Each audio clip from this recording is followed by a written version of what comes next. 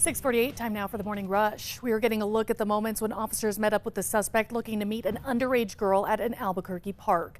25-year-old Kareem Vargas believed he was talking to a 15-year-old girl named Ashley, agreeing to meet at Mary Fox Park in downtown Albuquerque to have sex with her. Vargas is now facing charges for attempted rape of a minor and solicitation.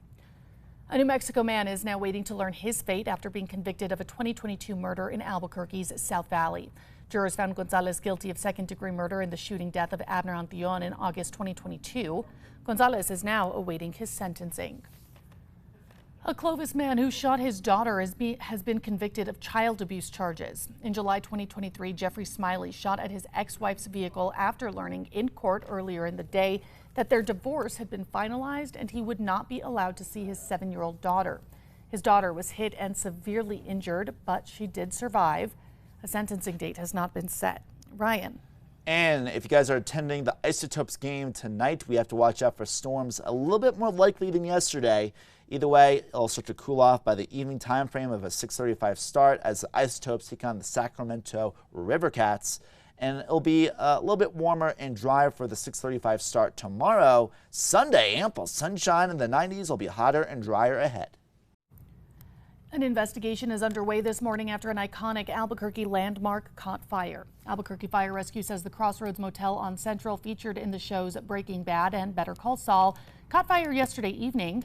Damage was done to the east side of the building, inside several rooms, and along the exterior wall. There were no reported injuries. Western New Mexico University leaders say they're taking back a nearly $2 million payout to their former president. The $1.9 million severance payout to then University President Joseph Shepard sparked an investigation and lawsuit by Attorney General Raul Torres' office. Torres says the incident violated New Mexico's law of the Open Meetings Act. Recent weather brought flooding, mudslides, and even more problems to Ruidoso. The village was hit with yet another round of burn scar flooding yesterday. The flash flood warning went into effect around midday, prompting the village to close stretches of Cree Meadows Drive, Paradise Canyon, Country Club, and Gavilan Canyon Road. Ryan. And while it's been very dry this monsoon season in Farmington, the second driest with only 0.12 inches, was most of that actually coming yesterday. It was very wet yesterday and this morning in Tucumcari. 1.39 inches of rain fell over the past few hours, and a lot of that clearing out. The second wettest monsoon on record so far in Tucumcari at the airport. 9.56 inches of rain, and today's flash flooding threat will be higher in the Northeast Highlands, including Tucumcari, with also a better chance of not only flash flooding, but even some hail and strong winds, eventually hotter and drier toward the end of the weekend. Experts say New Mexicans should prepare to see more of these hairy arachnids this year than ever before. New Mexico State University bug experts say monsoon moisture in some parts of New Mexico are bringing out more tarantulas than in previous mating seasons. Tarantulas pose no threat to humans, so if you see one, experts say to leave them alone.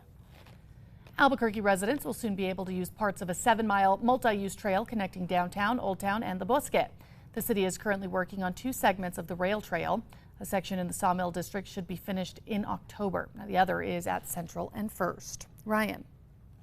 And taking a look at traffic right now, very light traffic, no major accidents or slowdowns out there. And taking a look at the Big I, we do notice that we have more volume on the roadways.